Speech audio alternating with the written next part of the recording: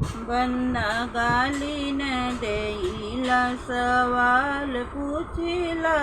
बंदा गाली न देईला सवाल पूछिला। बंदा गाली न देईला।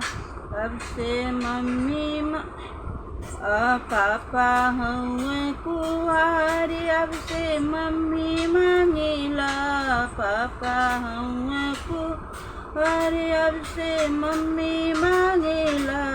बंदा गाली न देईला सवाल पूछिला। बंदा गाली न देईला।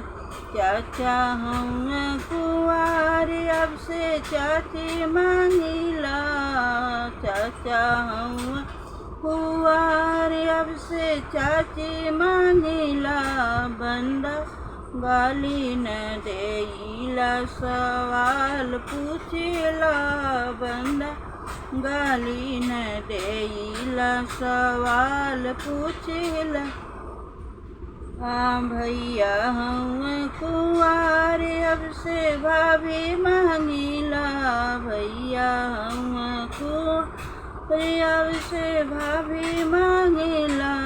बंदा गाली न देईला सवाल पूछिला।